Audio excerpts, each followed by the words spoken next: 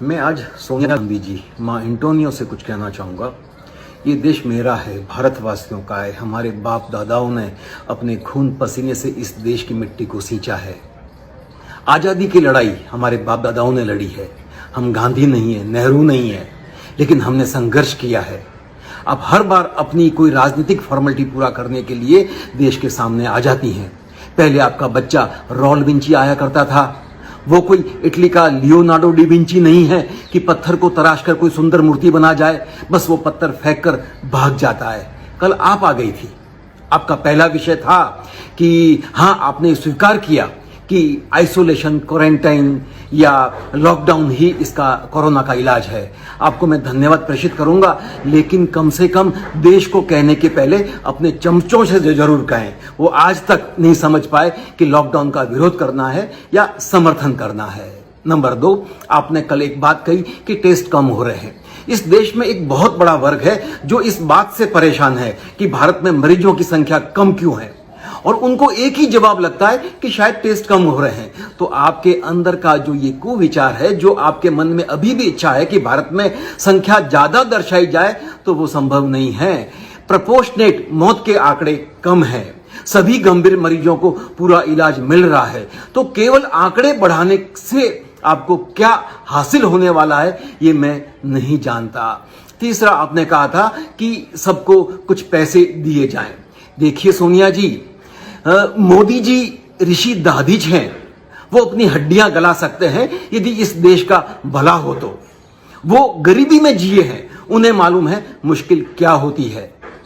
तो उन्हें ये राय देने की जरूरत नहीं है और लोगों में ये भ्रम फैलाने की जरूरत नहीं है। मोदी जी ने लाखों करोड़ रुपए के पैकेज पहले से ही जाहिर कर दिए हैं, लेकिन अपनी राजनीतिक मंशा को लेकर अब लोगों में भ्रम नहीं फैलाएं। मैं तो आपसे सिर्फ इतना ही कहना चाहूंगा, यदि वो 2G, 3G, कोलगेट, कॉमनवेल्थ का पैसा यदि आज हमारे पास होता तो शायद देश अनेक कोरोना के संघर्ष जीत गया होता। पैसे की कमी इस देश में नहीं होती। तीसरा, आपने एक सांप्रदायिक एंगल देने की कोशिश की है।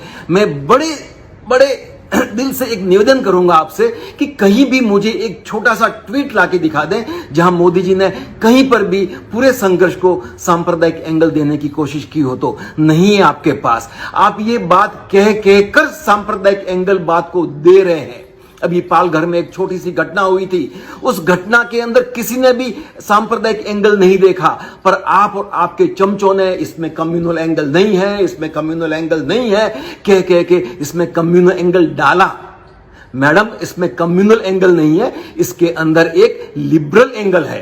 कुछ लिबरल लोग, जिसमें आप भी आ गए, मोमबत्तियां लेकर टुकड़े टुकड़े गैंग के साथ और हर बार खड़े हो जाते हैं। तो बड़े खेद से मैं कहना चाहूंगा, आज पूरे 7 या 8 दिन हो गए आपके मुंह से उस पालघर के संतों की हत्या के ऊपर मुंह से एक शब्द नहीं निकला।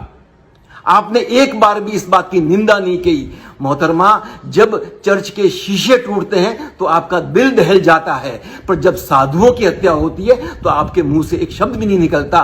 तो ये देश तो आपसे पूछेगा, केवल अर्णब गोस्वामी नहीं, पूरा देश पूछेगा।